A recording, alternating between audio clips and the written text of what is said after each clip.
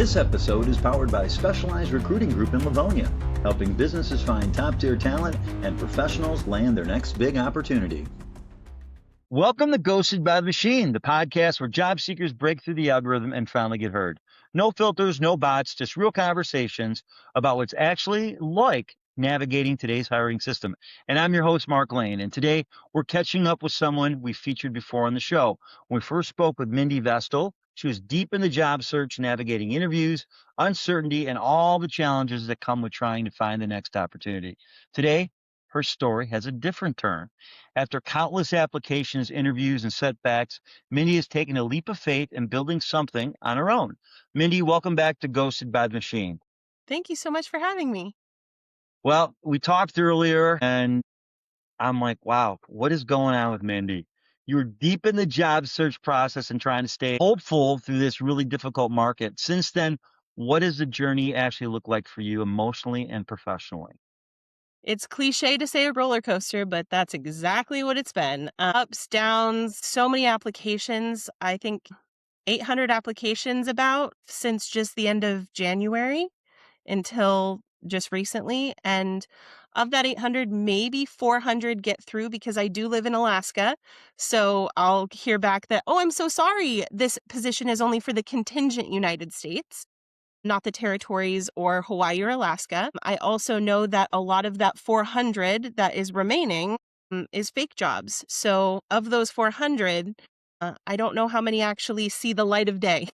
Now, living in Alaska, if it says remote, what's the big difference with remote where you're at there? If I live in Michigan and I find something in California that's remote, what I don't understand. I don't understand the difference. I agree with you 100%.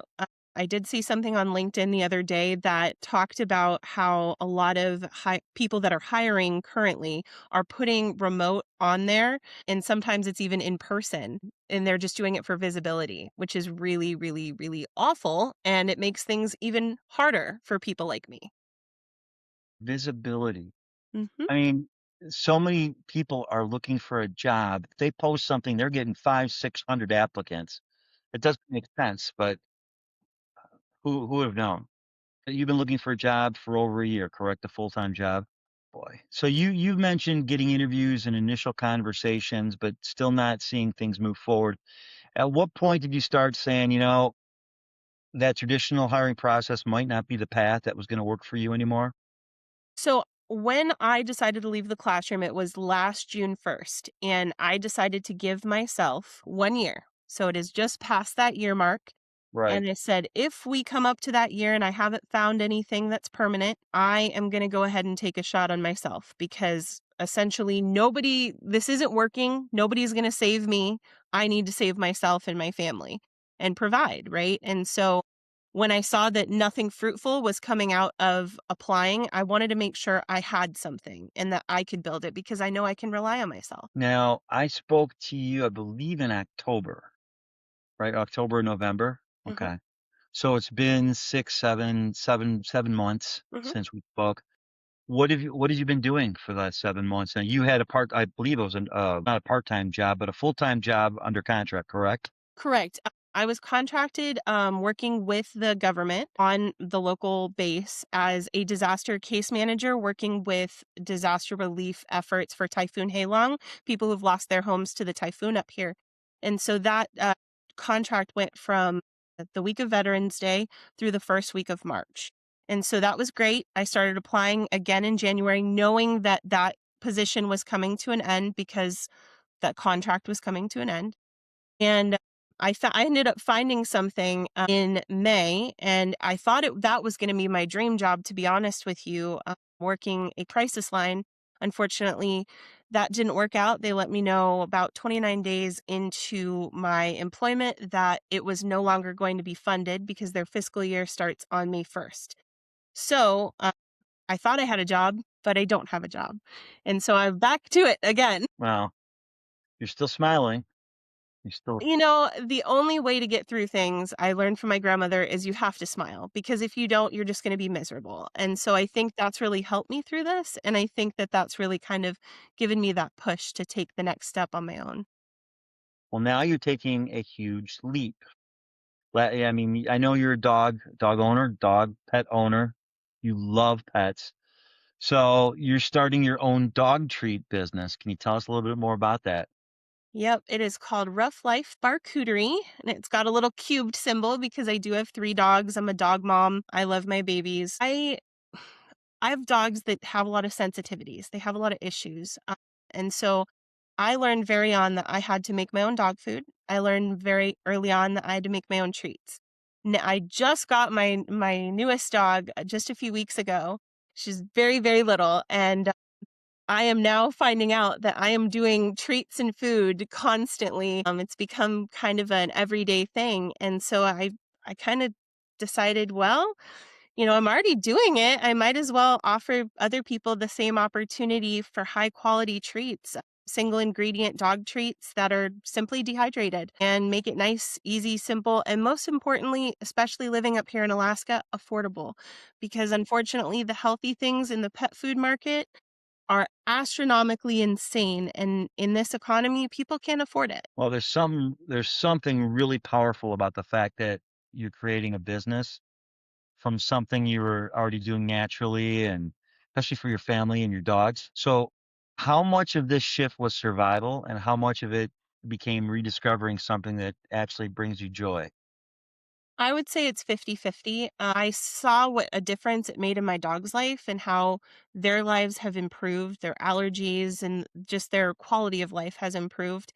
But also, I love helping people. That's why I was in education for 15 years. I loved what I did. I loved helping kids. This allows me to help in a different way. I can help dog owners feed their beloved for children the most amazing treats without the preservatives and the other things that other dogs could like mine could be sensitive to. Right. So looking back at everything over the last few years, the applications, the interviews, the silence, the ghosting, the frustration, and now building something on your own, what do you think this experience has taught you about work identity and resilience? I stood in a classroom for 15 years and told my kids to be their authentic self. I worked predominantly with middle schoolers and high schoolers, and I said, show up as you and I'll show up as me, and do your best and I'll do my best.